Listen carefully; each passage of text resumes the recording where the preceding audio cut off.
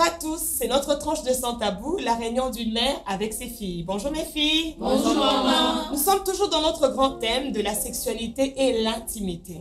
Mais aujourd'hui, nous allons parler d'un sous-thème très important. C'est quoi le sous-thème? 3 choses dans l'intimité à ne pas donner accès. Exactement. 3 choses dans l'intimité à ne pas donner accès. Sans plus tarder, je nous invite à lire dans Genèse 39. Genèse 39, 5 à 9. Là où la petite histoire de Joseph avec la femme de Potiphar, celle-ci qui voulait coucher avec Joseph parce qu'il était beau, parce qu'il avait une belle taille, parce que je ne sais pas qu'est-ce qu'il avait de plus, que cette femme était séduite. Et qu'est-ce qu'elle va rencontrer? Elle va rencontrer la réponse de Joseph. C'est ce que j'aimerais nous inviter à lire. Au verset 8, la Bible dit, « Il refusa et dit à la femme de son maître, « Voici, mon maître ne prend avec moi connaissance de rien dans la maison. Il a remis entre mes mains tout ce qui lui appartient. Il n'est pas plus grand que moi dans cette maison et il ne m'a rien interdit, excepté toi. » Alors là, c'est Joseph qui répond à la femme de Potiphar que Potiphar m'a tout donné dans sa maison, mais excepté toi. L'exception, c'est de dire, là, je n'ai pas accès. Là, je ne peux pas entrer. Là, je ne peux pas accéder. Là, je ne peux pas toucher. Voilà pourquoi Joseph le savait et il n'a pas touché à la femme de Potiphar. Mais quand même une nuance là, cette femme a fait quelque chose. Lorsque Joseph a refusé de coucher avec elle, cette femme était en train de supplier Joseph. Et en suppliant Joseph, Joseph ne voulait pas. La femme va faire quelque chose. La femme va garder le vêtement de Joseph.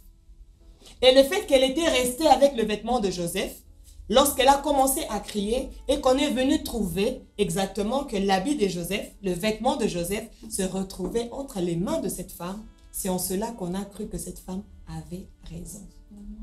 Oh, c'est que vous donnez accès, votre vêtement, votre sous-vêtement, tout ce qui est lié à votre intimité peut déjà vous faire soit condamner ou ça peut ouvrir une porte pour demain vous nuire. Donc, c'était déjà le premier point que j'étais en train de donner. Le premier point, c'est ne pas donner accès aux objets intimes. On ne le donne pas à tout le monde.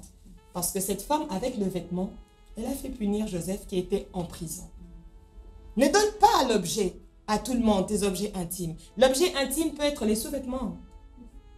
L'objet intime peut être même tes excréments. Tu pars te soulager, tu finis de te soulager, tu oublies de tirer la chasse. Quelqu'un d'autre entre, cette personne-là, tu lui as donné l'accès d'entrer dans ton intimité. Parce qu'il est en train de voir ce qui est sorti de ton ventre. Il est en train de voir ce que nous appelons ton pipi. Docteur, c'est ça, non?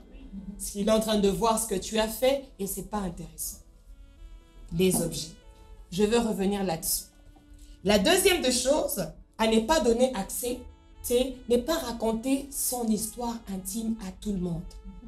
On ne raconte pas sa vie privée à tout le monde. Parce que je viens, et j'aimerais encore insister, que l'intimité n'est rien d'autre que tout ce qui est à l'intérieur de toi. Tout ce qui est privé, tout ce qui est caché, tout ce qui est secret, tout ce qui est profond, c'est ça l'intimité. Alors, est-ce que je suis obligée de raconter tout ce qui est profond de ma vie à tout le monde? Est-ce que je suis obligée de raconter tout ce qui est à l'intérieur de moi à tout le monde? Non. Ne donne pas accès à ta vie privée en parlant à tout le monde de tes histoires, de ta vie intime, de ta sexualité par exemple. Pour ceux qui sont mariés, comme nous autres, tu commences à parler de tes exploits au lit avec ton mari. Tu parles de tes échecs avec ton mari parce que tu ne connais pas le cœur de la personne à qui tu es en train de parler, de peur de susciter une curiosité. L'autre dira pourquoi pas, que moi aussi j'aille goûter à ce qu'elle goûte. On ne sait jamais. À la personne que tu es en train de raconter, est-ce que c'est une personne qui va t'aider par rapport aux problèmes que tu rencontres ou c'est une personne qui va te détruire? Ça, ce n'est pas donné à tout le monde. Et le troisième point, c'est qu'il ne faut pas donner accès de son intimité aux esprits impurs. Ne donne pas accès de ton intimité aux esprits impurs. Quelqu'un va me poser la question comment?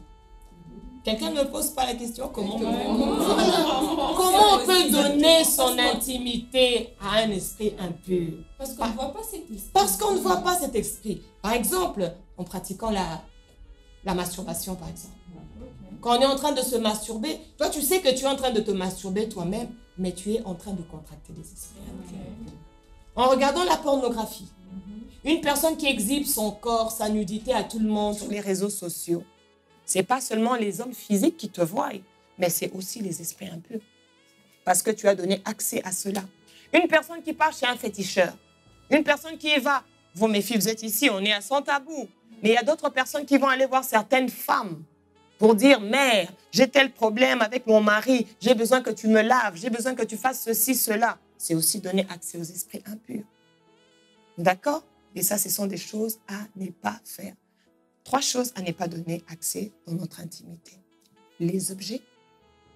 Ta chambre à coucher, c'est aussi un objet intime. Tout le monde n'a pas droit à accéder, même les enfants. Nous devons habituer nos enfants à frapper la porte de la chambre des parents.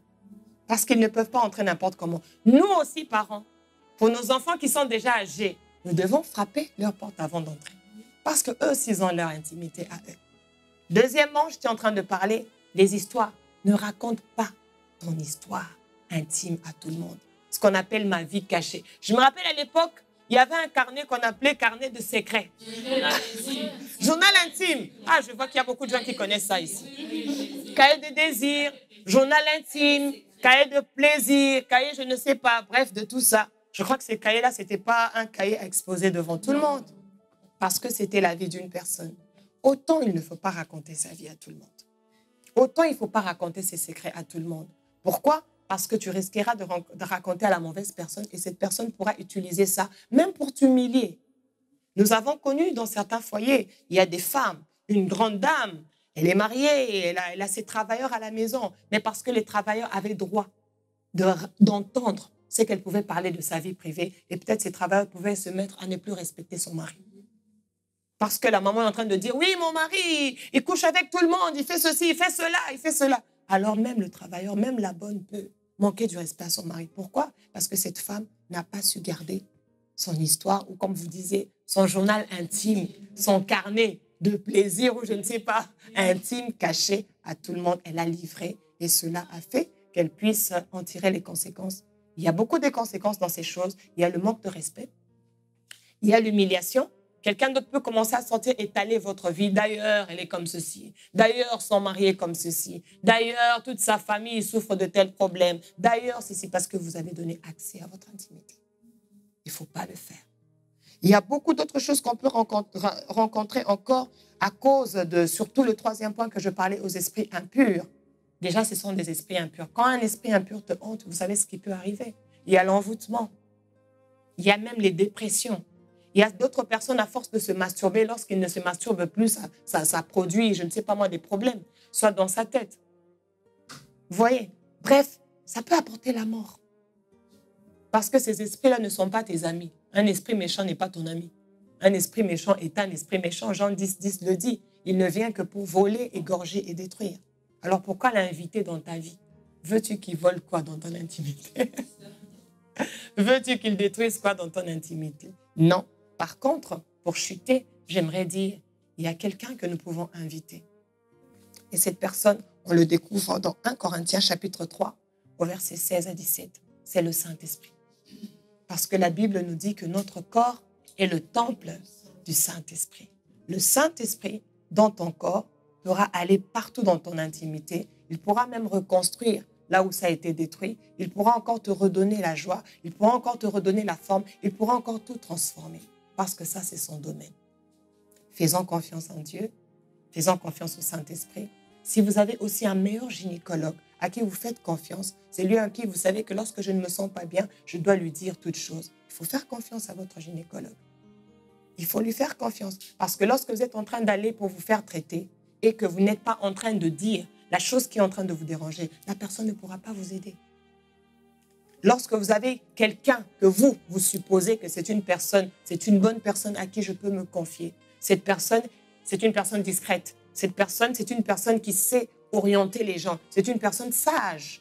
Vous pouvez vous ouvrir à la personne. Mais quand vous rencontrez quelqu'un qui peut vous aider, alors là, vous ouvrez votre cœur pour lui parler et afin de recevoir la direction et la solution dans votre problème. Que Dieu vous bénisse. La, la, la.